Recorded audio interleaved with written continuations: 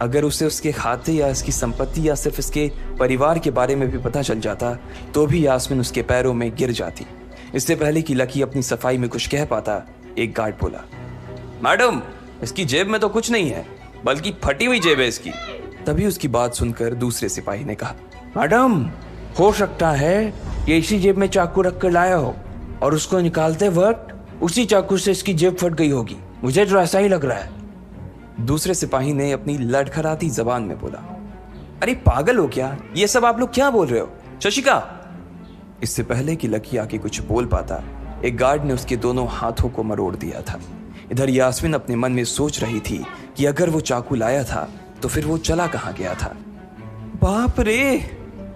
अचानक से यास्मीन की आंखें बड़ी सी हो गई थी।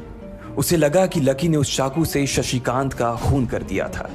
यास्मीन ने तुरंत अपना फोन निकाला और पुलिस को फोन मिलाते हुए कहा, हेलो पुलिस स्टेशन, मैं न्यू सिटी बैंक से बोल रही हूँ। हमारे बैंक में एक सनकी चोर घुस आया है और उसने हमारे कस्टमर मैनेजर का खून कर दिया है। आप प्लीज जल्दी आ जाइए सर। यास्मीन ने घबराते हुए कहा और फोन रख दिया। तब तक दोनों गार्ड ने लकी को नीचे घुटनों के बल बैठा दिया था और उसके सिर पर बंदूक तान दी थी। जैसे ही बाकी लोगों ने भी अपनी आंखों के सामने ये मंजर देखा तो वो सब लोग भी लकी के आसपास घेरा बनाकर खड़े हो गए। अंदर बैठे मैनेजर ने जब इस हलचल को देखा तो वो भी अपना सारा सिस्टम बंद करके बाहर आ गया। अरे क्या हो रहा है ये सब? उसने जोर से आवाज देते हुए पूछा। जैसे ही सब लोगों ने उसकी आवाज सुनी तो वो चौंक गए और शशिकांत वर्मा की ओर देखने लगे। देखने वालों में यास्मीन भी शामिल थी और उसने देखा कि उसका मैनेजर तो जिंदा है और सही सलामत उसकी आंखों के सामने खड़ा था। सर, आप जिंदा हैं? यास्मीन ने खुशी और आश्चर्य भरे भाव के साथ शशिकांत की ओर देखते हुए कहा, लेकिन अगले ही पल उसकी खुशी की जगह दुख ने ले ली थी। उसे एहसास हो रहा था कि आखिर उसने कितनी बड़ी गलती कर दी थी। यास्मीन ने अपनी ही जुबान काट ली थी और उसके जले पर नमक छिड़का शशिकांत ने। उसने कहा, मैं क्यों इतनी जल्दी मरने लगा और तुमने ये सब क्या तमाशा लगा रखा है? उसने कहा और फिर उस भीड़ की ओर बढ़ने लगा। जैसे ही वो आगे आया उसने देखा कि उन लोगों ने लकी को गन पॉइंट पर बैठा रखा है। अरे किसने किया ये? शशिकांत तुरंत लकी की ओर दौड़ा और उसने उसके पास खड़े दोनों गार्ड्स को हटा दिया। फिर लकी को उठाने के लिए उसने अपना हाथ उसकी ओर बढ़ा दिया और बोला, sir, I am really sorry sir. इस बेवकूफी के लिए मैं आपसे माफी मांगता हूं sir. I am really sorry sir. Shashikant उसके पैरों में ही गिरने को हो गया था। लकी उसका हाथ पकड़कर खड़ा हुआ और फिर यास्मीन की ओर घूरने लगा। आप पूछ रहे थे ना कि किसने किया? इसने किया है ये। और इसने सिर्फ इतना ही नहीं किया बल्कि इसने पुलिस को भी बुला लिया है। इसे लग रहा है कि मैं कोई क्रिमिनल हूं जिसने आपका खून कर दिया है और आपसे ये कार्ड चुरा कर भाग रहा हूं। ये कार्ड जो आपने मुझे दिया है। लकी ने यास्मीन की ओर उंगली दिखाते हुए गुस्से में कहा। अचानक ही सब लोग थोड़ा पीछे हटकर यास्मीन को देखने लगे थे। यास्मीन घबराई हुई सी फर्श पर तो कभी छत को देखे जा रही थी।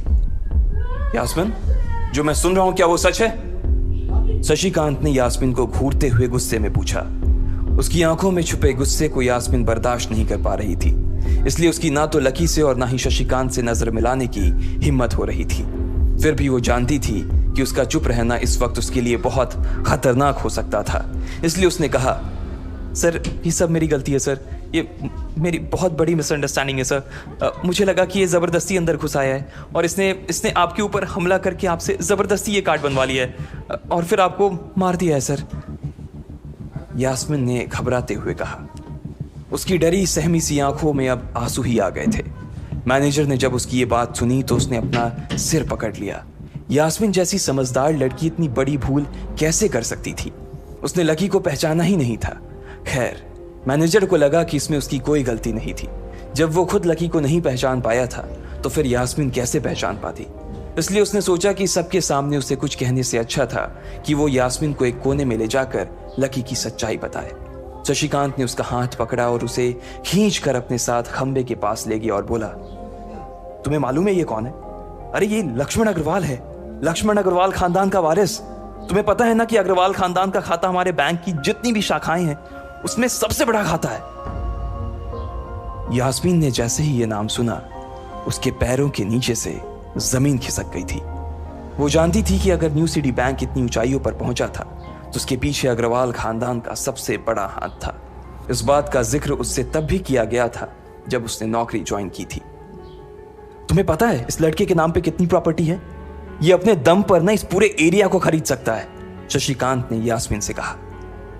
यास्मीन जैसे जैसे लकी को देखी जा रही थी, वो बड़ी बड़ी आंखों से उसे घूरे जा रही थी। लकी कभी उन दोनों को देख रहा था तो कभी अपने आसपास खड़े लोगों को देख रहा था। अब सबसे पहले तो पुलिस को फोन करो और उनसे कहो कि हमसे गलती हो गई थी, और उसके बाद जाकर तुम उनसे भी माफी मांगो, और अगर उन्होंने तुम्हें माफ कर दिया तो तुम्हारी किस्मत, वरना समझ लेना कि तुम्हारी नौकरी चली गई, शशिकांत ने कहा और दौड़कर लकी के पास जाकर खड़ा हो गया। इधर यास्मीन अभी भी वहीं पर खड़ी थी। अभी अभी जो शशिकांत उसे बता कर गया था वो यास्मीन पचा नहीं पा रही थी। उसे लग रहा था कि इसमें उसकी कोई गलती नहीं थी, लेकिन कोई उसकी सुनने वाला नहीं था। बैंक उस छोटी सी मैनेजर के चक्कर में अपने सबसे बड़े कस्टमर को छोड़ने वाला तो नहीं था। अब मेरे पास और कोई रास्ता नहीं बचा है, यास्मीन ने निराश होते हुए अपने आप से कहा, और फिर अपनी जेब से फोन निकालकर पुलिस थाने में फोन लगाया। जैसे ही यास्मीन ने पुलिस वालों से ये कहा कि उससे गलती हो गई और जिसे वो बदमाश समझ रही थी असल में वो बदमाश नहीं बल्कि शहर के सबसे बड़े रईस का बेटा था, तो उधर से आवाज आई, मैडम सॉरी, लेकिन अब तो गाड़ी निकल गई है, वहां पहुंचती होगी, अब आपको जो भी कहना है इंस्पेक्टर साहब से कह देना।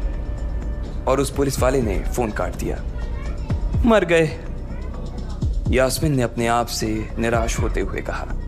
उसके हाथ थर थर कांप रहे थे। उसे समझ नहीं आ रहा था कि अब वो क्या करे। अब उसके पास लकी से माफी मांगने के अलावा और कोई चारा नहीं बचा था। लेकिन अगर लकी सर ने मुझे माफ नहीं किया और उल्टा मेरे ऊपर डिफेमेशन का चार्ज लगा दिया तो, यास्मीन ने अपने आप से कहा, और वो अब और भी ज्यादा घबरा गई थी। उसने देखा कि लकी उसे घूर कर देख रहा था। शशिकांत पूरी कोशिश कर रहा था कि वो लकी को शांत करवा सके, लेकिन लकी वहां से हिलने का नाम तक नहीं ले रहा था। यास्मीन उसके पास पहुंच गई थी। वैसे तो वो जानती थी कि उसे माफी मांगने से उसकी किस्मत बदलने वाली तो थी नहीं, फिर भी उसने एक बार कोशिश करनी चाहिए और लकी से कहा, सर मैं आपको गलत समझ रही थी सर, एक्चुअली आपके। यास्मीन ने उसके कपड़े को देखा और एक सांस लेते हुए आगे बोली, सर प्लीज़ मुझे माफ़ कर दीजिए सर, मेरी इंटेंशन आपको हर्ट करने की बिल्कुल भी नहीं थी, मैं तो जो कुछ कर रही थी बैंक की सेफ्टी के लिए कर रही थी सर। यास्मीन ने किरकिराते हुए कहा और नीचे देखने लगी। इट्स ओके, कोई बात नहीं है, लकी ने कहा और उसके हाथ से अपना सुप्रीम कार्ड लेकर निकल गया। यास्मीन को अपने कानों पर तो विश्वास ही नहीं हो रहा था। वो मान ही नहीं पा रही थी कि लकी ने उसे माफ कर दिया था। उधर लकी को अपने आप पर विश्वास नहीं हो रहा था कि वो रातों रात इतना अमीर हो गया था। आखिर लकी इतने पैसों का क्या करने वाला था? क्या उसके खाते की बैलेंस की तरह वो भी रातों रात बदल जाता? ये पैसा उसकी जिंदगी को क्या दिशा देने वाले थे?